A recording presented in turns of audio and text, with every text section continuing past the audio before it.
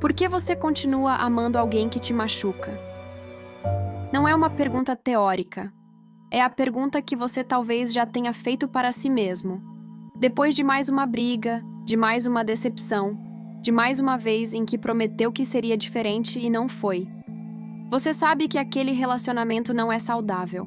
Você já ouviu de amigos que precisa sair. Você já entendeu racionalmente o problema. Mas na hora de agir, alguma coisa te puxa de volta. Uma força que parece maior do que a razão, maior do que a dor, maior do que tudo que você sabe que seria melhor para você. Isso tem um nome, e não é fraqueza, não é burrice, não é falta de amor próprio, pelo menos não da forma superficial que as pessoas costumam dizer. É trauma de vínculo. O trauma de vínculo é a ferida mais profunda e menos reconhecida dos relacionamentos. Ele ocorre quando as pessoas que eram responsáveis por nos dar segurança, nossos cuidadores primários, foram ao mesmo tempo a fonte de dor, medo ou abandono. E quando amor e dor se fundem no mesmo vínculo precoce, o sistema nervoso aprende uma equação devastadora. Amor é dor, dor é amor. E quem não te machuca, não te ama de verdade. Essa equação opera décadas depois, silenciosamente, automaticamente, atraindo você para relacionamentos que replicam exatamente o padrão original, porque o familiar sente como seguro mesmo quando é doloroso. Hoje você vai entender o que é o trauma de vínculo, como ele se instala, por que ele faz você amar quem te machuca, e o que pode ser feito para quebrar esse ciclo de uma vez por todas. E se você ainda não está inscrito no canal, inscreva-se agora e ative o sino. Posto vídeos todos os dias, e você não vai querer perder o que vem a seguir. O trauma de vínculo, também chamado de trauma de apego, é uma forma específica de trauma que ocorre dentro de relações de cuidado primárias.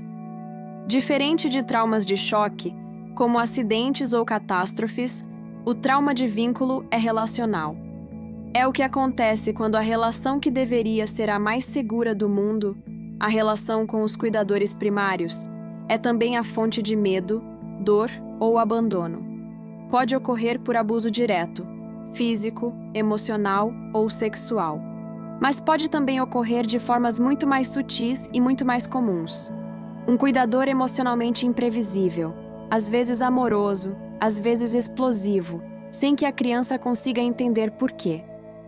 Um ambiente onde o amor era condicional ao desempenho, onde você era amado quando se saía bem e retirado quando decepcionava. Negligência emocional, ausência de validação, de presença genuína, de resposta às necessidades emocionais. Pesquisadores da Universidade Stellenbosch documentaram que a ativação cerebral durante a revisão de imagens de ex-parceiros em rompimentos traumáticos é semelhante à ativação durante a exposição a imagens de agressão física e sexual. Rompimentos amorosos podem provocar traumas graves, com sintomas comparáveis ao transtorno de estresse pós-traumático. O mecanismo central do trauma de vínculo é o que os neurologistas chamam de hiperativação do sistema de alerta em contextos de intimidade. O sistema nervoso que foi ferido em vínculos próximos aprende a associar intimidade com perigo e então, paradoxalmente, busca exatamente os vínculos que replicam esse perigo familiar. Porque o sistema nervoso humano confunde familiar com seguro. E o próximo ponto é onde isso fica ainda mais perturbador. A pergunta que mais assombra quem está em um relacionamento com trauma de vínculo é: por que eu não consigo sair? Por que continuo voltando? Por que quem me faz bem não me atrai da mesma forma? A resposta está na neurobiologia, e ela explica com precisão o que parece inexplicável. O primeiro mecanismo é o vínculo traumático através do ciclo abuso-reconciliação. Relacionamentos com dinâmica abusiva seguem um ciclo previsível: tensão, explosão, reconciliação, lua de mel. E é na fase de reconciliação que o mecanismo mais perverso acontece.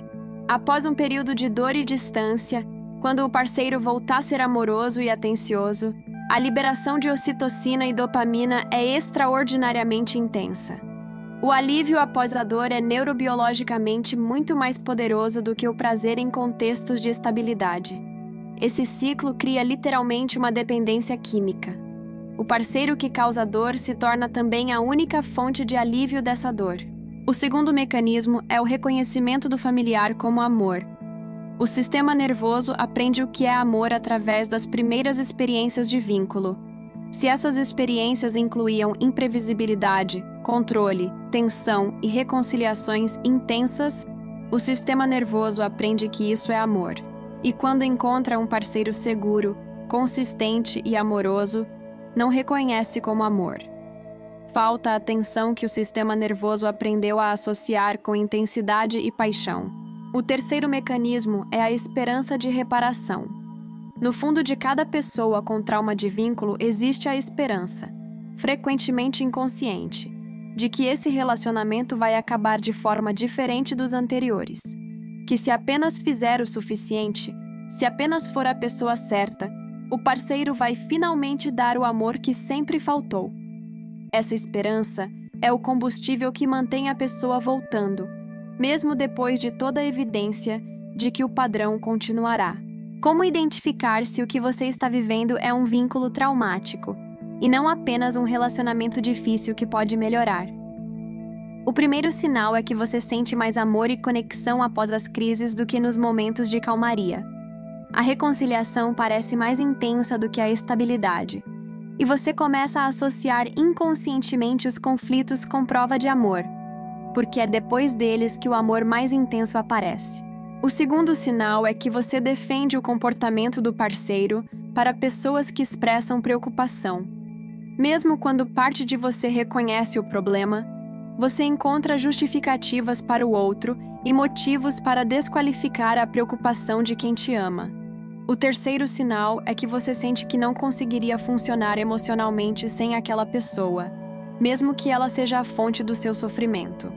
É a dependência emocional completa, onde o parceiro que causa a dor se torna ao mesmo tempo indispensável para o alívio dessa dor. O quarto sinal é que sua identidade e seu senso de valor próprio estão completamente ligados à aprovação dessa pessoa. Quando ela te aprova, você se sente inteira. Quando te rejeita, você se desintegra. Não há base interna estável. O quinto sinal, e o mais revelador, é que você tem mais medo de perder a relação do que medo da dor que ela causa. O abandono é mais aterrorizante do que o sofrimento de continuar. Se você se reconheceu em 3 ou mais desses sinais, o próximo ponto é o mais importante deste vídeo. O trauma de vínculo não é apenas psicologicamente doloroso. Ele causa alterações neurológicas documentadas. E entender essas alterações é fundamental para entender por que sair de um vínculo traumático é tão difícil quanto sair de uma dependência química. O primeiro efeito é a dessensibilização ao perigo. O sistema nervoso que opera cronicamente em estado de alerta, como acontece em relacionamentos com dinâmica abusiva, começa a normalizar o que deveria ser reconhecido como ameaça. A agressão verbal, que seria inaceitável no início do relacionamento, torna-se normal depois de 6 meses. O que deveria acionar o alarme de perigo passa a ser apenas o padrão familiar. O segundo efeito é a hiperativação da amígdala em contextos de separação. Para pessoas com trauma de vínculo, a perspectiva de separação da fonte do trauma ativa a amígdala com a mesma intensidade que uma ameaça de sobrevivência. Isso explica o pânico desproporcional que muitas pessoas sentem quando tentam terminar relacionamentos abusivos. Não é dramaturgia. É resposta neurológica real a uma ameaça que o sistema nervoso percebe como fatal. O terceiro efeito é a redução da atividade do córtex pré-frontal. O estresse crônico dos relacionamentos com trauma de vínculo compromete a função do córtex pré-frontal, exatamente a região responsável pelo julgamento, pela tomada de decisão racional e pela capacidade de avaliar o longo prazo. Em outras palavras, O trauma de vínculo literalmente compromete a capacidade cerebral de fazer a avaliação racional que levaria a sair do relacionamento. O vínculo traumático não é escolha, é neurobiologia. Quebrar um vínculo traumático é um dos processos mais difíceis da experiência humana, mas é possível, com as abordagens certas e o suporte adequado. O primeiro passo, e o mais urgente, é garantir segurança física e emocional. Se o relacionamento inclui qualquer forma de violência física ou ameaça à integridade, a saída precisa ser planejada com suporte de profissionais e redes de apoio. Não é uma saída que se faz sozinho. O segundo passo é reconhecer o vínculo pelo que é, não pelo que você quer que seja. Uma das armadilhas mais comuns é continuar esperando que o parceiro mostre o lado amoroso que apareceu nas fases de reconciliação. Reconhecer que esse lado é parte do ciclo e não a realidade permanente é fundamental para sair da ilusão que mantém o vínculo. O terceiro passo é construir suporte externo antes de tentar sair. Isolamento é uma das ferramentas mais comuns em relacionamentos com dinâmica abusiva. E reconectar com amigos, família ou grupos de apoio cria a rede de regulação emocional que o sistema nervoso vai precisar quando a fonte do vínculo for removida. O quarto passo, e o mais importante, é a psicoterapia especializada em trauma.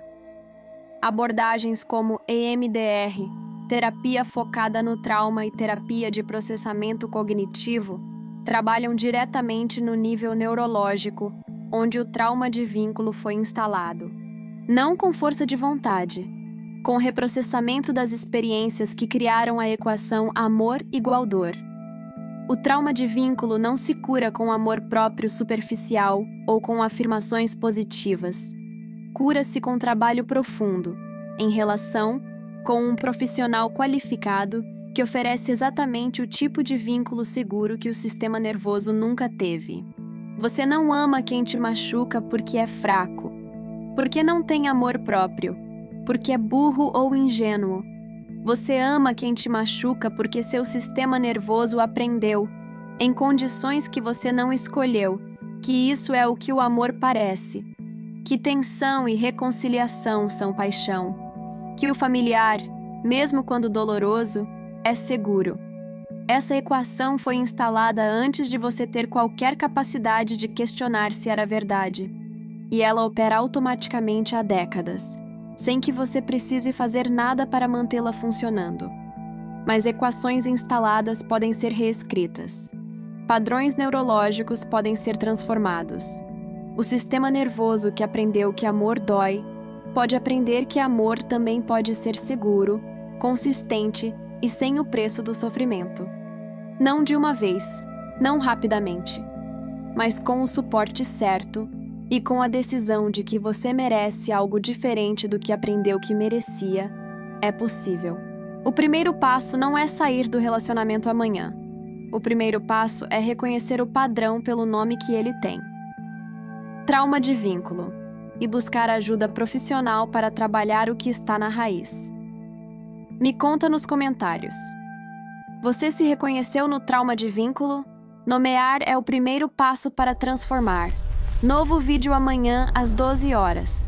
Inscreva-se no canal e ative o sino para não perder.